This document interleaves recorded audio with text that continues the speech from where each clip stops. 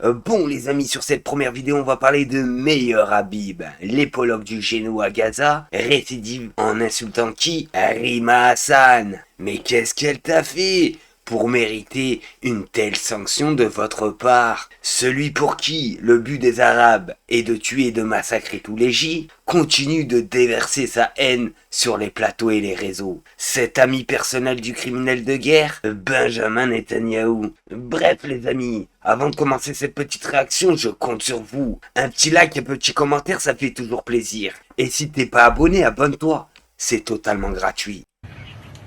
Le but des Arabes, c'est tuer, massacrer des Juifs. Le Juif ne peut pas être un colon judée. Voilà. Jésus est né à Nazareth. La haine d'Israël et la haine du Juif, c'est la fraude de toutes les masses arabes. Elles sont toutes dehors. Elles se retrouvent là-dedans. Qu'est-ce que c'est que ce discours honteux, lamentable? Bon, comment il fait pour se prendre pour un aphrodisiaque, déjà, pour commencer? Mahal, tout le monde. Venez voter demain. Massivement, Mahal, Mahal. Pas demain, aujourd'hui. Aujourd'hui. C'est le meilleur. On a les mêmes valeurs. Les mêmes valeurs. Défendre Israël, défendre la France, c'est pareil. Il n'y a pas de nettoyage ethnique en Israël le fait de quelqu'un de sa qualité qui emploie de tels termes met de l'huile sur le feu, c'est faux, c'est indigne, un mensonge. Hélas, David, rien n'a changé depuis 1929. Bon, vous l'aurez compris que ce grand malade a un problème avec les Arabes. Et c'est pas pour ça qu'on le déteste, le facochère. Pour vous dire, il nous manque à nous qui faisons de la réaction politique. Et là les amis, on va se tourner sur le milliardaire Pierre-Édouard Stérin, qui va insulter les parlementaires sur CNews et qui refuse de se présenter pour la deuxième fois devant une commission d'enquête à l'Assemblée nationale. La question qu'on va se poser, il se prend pour qui? Mais sachez un truc, le jour où on ira les chercher, ils devront rendre des comptes. Ce sont les politiques qui ont besoin de n'importe quel prétexte pour que leur nom soit mis en avant.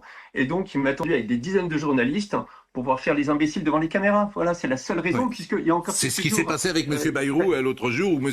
Vanier a fait un numéro personnel. Et ça, sachez que ça n'a pas plu aux députés de la France Insoumise, comme au député Antoine Léaumont, qui explique que M. Stérin se défile depuis plus d'un mois. Ce n'est pas à lui, milliardaire ou pas milliardaire, de décider des formes que la représentation nationale pour l'auditionner devant sa commission d'enquête. Bref les amis, ça commence à chauffer. Nous avons effectivement, il y a maintenant près de 6 mois, utilisé notre droit de tirage de commission d'enquête pour étudier l'organisation des élections en France. Et la question du financement de la vie politique avait été posée, non pas nécessairement par la France Insoumise initialement, mais par d'autres groupes politiques. Et nous avions indiqué à ce moment-là que nous souhaiterions effectivement parler de la question du financement de la vie politique. Si jamais l'ensemble des questions qui étaient déjà posées par la commission d'enquête, qui traite particulièrement aussi de la question des sondages, si l'ensemble de ces questions donc étaient traitées, ce qui a pu être fait, et nous sommes donc entrés dans la question du financement de la vie politique, avec une audition d'abord de la CNCCFP, donc la Commission nationale des comptes de campagne,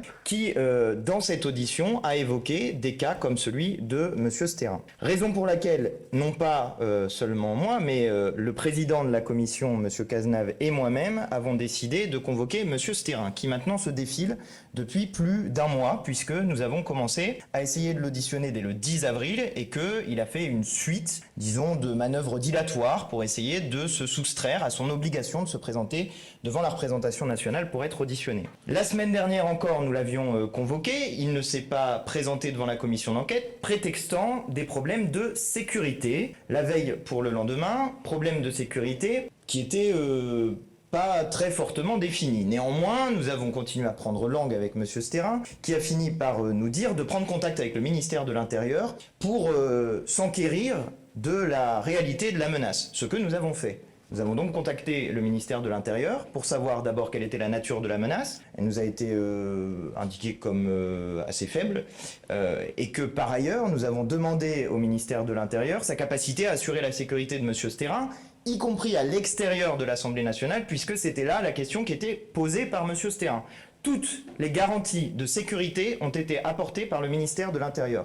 Toutes. Nous avons donc l'assurance que M. Stérin peut se rendre en sécurité à l'intérieur de l'Assemblée nationale et que sa sécurité peut être assurée à l'extérieur. Il n'y a donc aucune raison pour M. Stérin de ne pas se présenter devant notre commission d'enquête. J'ai entendu ce matin sur CNews, puisqu'apparemment il préfère répondre à CNews plutôt qu'à notre commission d'enquête, qu'apparemment il ne se rendrait pas à la commission. J'attends néanmoins 11 heures où nous sommes censés le recevoir et je pense que nous ferons un point avec le président Cazenave à l'issue de cette réunion ou non-réunion de la commission d'enquête. Peut-être est-il quelque part pas très loin d'ici et prêt à venir. Mais en tout cas, pour notre part, nous souhaitons avoir une audition en physique parce que, évidemment, ce ne sont pas les mêmes conditions d'audition en physique et en visio. Et ce n'est pas à M. Stérin, milliardaire ou pas milliardaire, de décider des formes que la représentation nationale souhaite avoir pour l'auditionner devant sa commission d'enquête. Je vous remercie.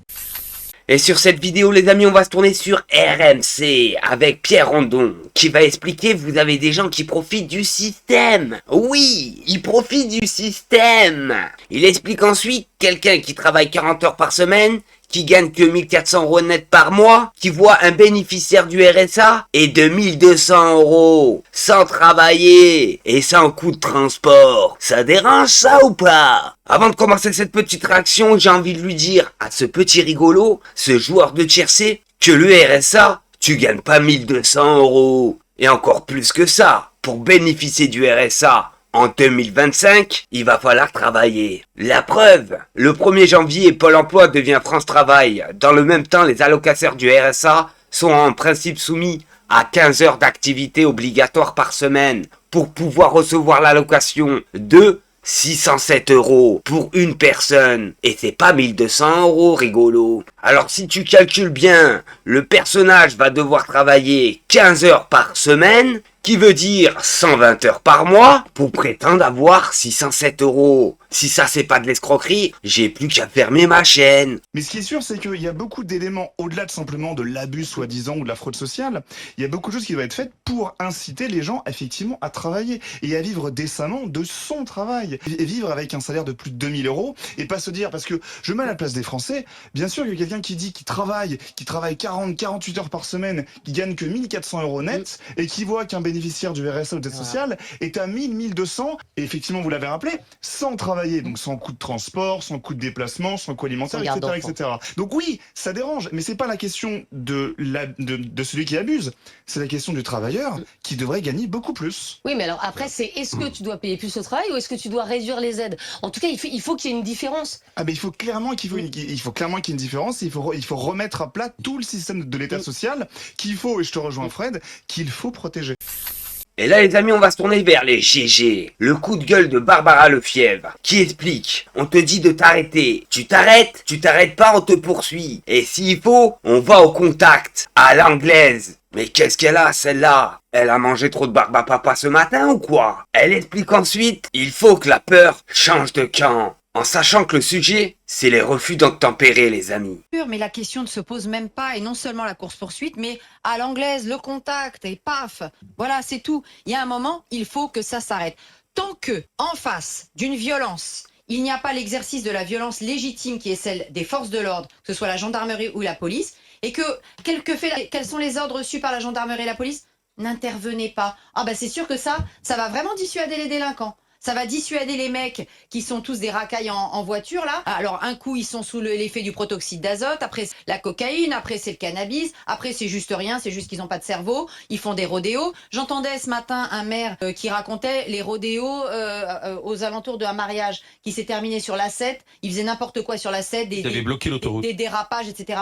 Mais ces gens-là, déjà, fini le mariage, vous l'oubliez. Vous irez vous marier dans un an ou je sais pas quand. Vous leur reportez leur mariage. Mais je ne comprends pas. Et les signaux qui sont envoyés en face, on aura peut-être l'association, l'ONG, l'association de défense des débilos en voiture qui viendront attaquer au Conseil d'État la circulaire de Monsieur Retailleau. C'est bien possible, parce qu'on a des associations de défense de tous les délinquants dans ce pays. Il faut non seulement poursuivre tous les refus d'obtempérer, et il faut que la police et la gendarmerie aient l'autorisation de pouvoir aller jusqu'au bout, c'est-à-dire éventuellement au contact, selon les méthodes que l'on voit en Angleterre, et que les policiers et les gendarmes soient assurés qu'il n'y aura pas de poursuite ensuite par je ne sais quel avocat qui viendra nous expliquer que la police tue ou je ne sais quoi. Maintenant, ça suffit. Il y en a assez que des enfants, des personnes âgées se fassent renverser. Je vous rappelle, il y a moins d'un an, une petite fille s'est fait renverser à Valoris. police par un gars qui faisait des roues arrière. Donc encore une fois, il faut être intraitable et que la peur change de camp. La peur, elle changera pas de camp si on met tout le temps des alinéas pour expliquer les cas particuliers. Il n'y a pas de cas particulier. On te dit de t'arrêter, tu t'arrêtes. Tu t'arrêtes pas, on te poursuit et s'il faut, on va au contact. Sur ce les amis, merci de m'avoir suivi. À la prochaine vidéo. Merci à tous.